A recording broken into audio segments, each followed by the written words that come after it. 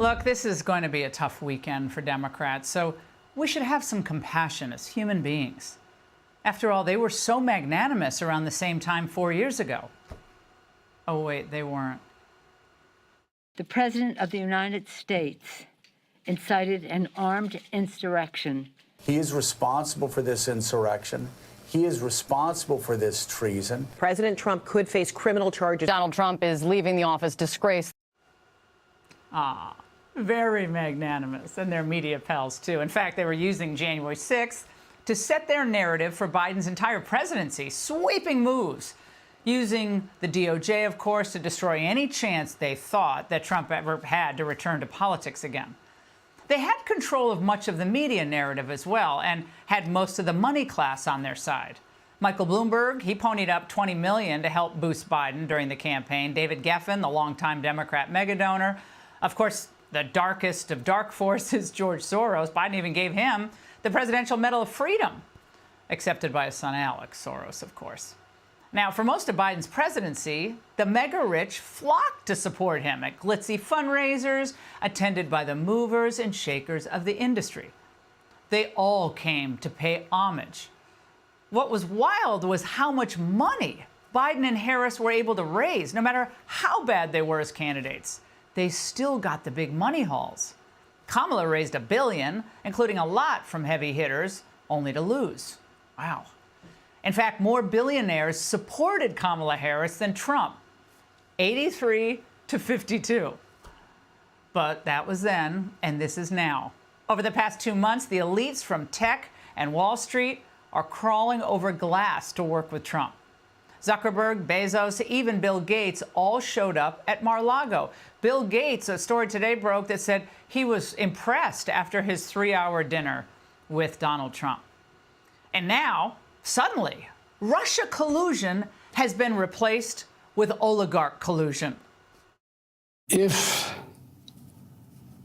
the decision is made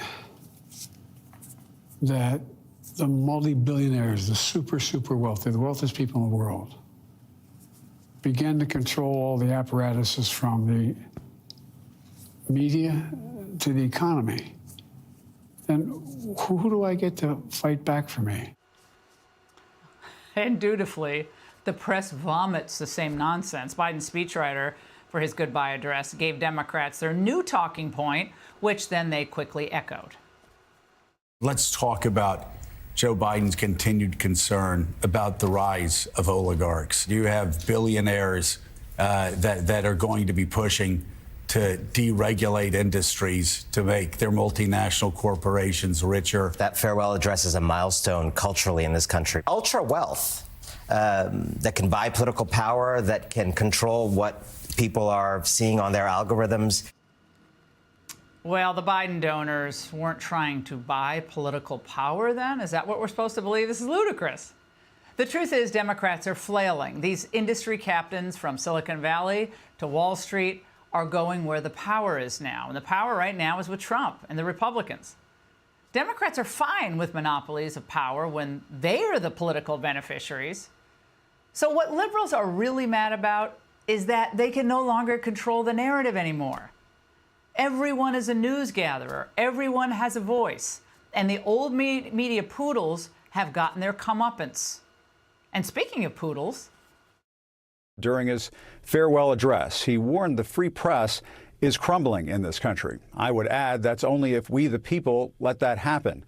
Journalists exist to seek the truth, to tell people's stories, to lift up voices that may not be heard otherwise, to shine a light on injustice, and to hold the powerful accountable.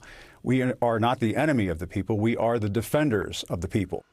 oh my goodness, he really should hit the comedy line circuit with that routine. Now, look, in the end, the test of Trump's success is whether he'll be able to work with all of these different groups and individuals that are coming to meet with him, that he's assembling to make life better for the average American. America first is why he won. And his serving that agenda will make him even more popular through his 4 years in office than he is right now. Joining me now is Michael Shellenberger, University of Austin CBR Chair of Politics, Censorship, and Free Speech. He's also the founder of Public News. Michael, the old fiefdoms, they're a-crumbling.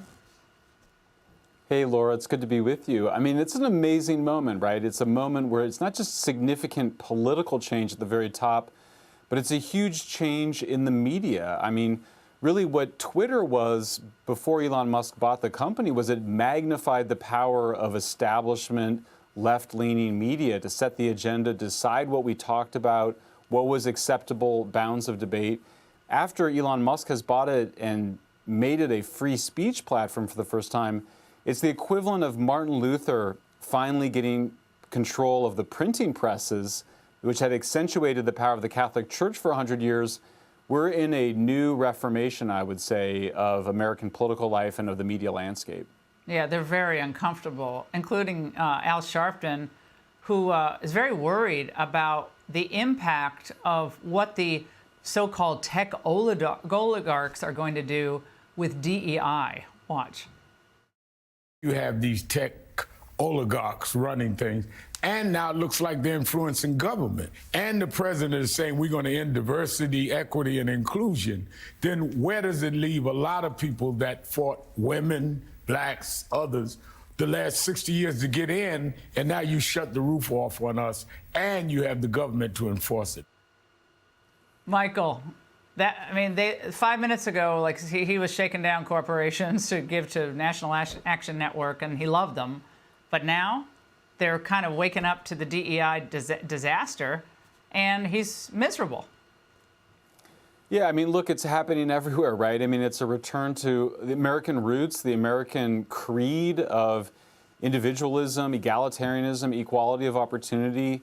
It's now anybody can set the agenda on X. I mean, we saw a few weeks ago that the America First folks had a battle with Elon Musk over the H-1B visas. You know, it's really not the case of oligarchic control. What's happened is we had our most successful innovator in Elon Musk get control of our most important social media platform and open it up to new voices to compete equally. And that's exactly what Sharpton is fearing with DEI. Yeah. I mean, we're seeing DEI fall apart everywhere, and now DEI is implicated in the fire scandal in Los Angeles, and we see companies running away from it with good reason. Yeah. Well, this is just a great moment of all of the frauds being exposed from COVID on down. Michael, you've been terrific throughout all of this. Thank you very much. Hey, Sean Hannity here. Hey, click here to subscribe to Fox News YouTube page and catch our hottest interviews and most compelling analysis. You will not get it anywhere else.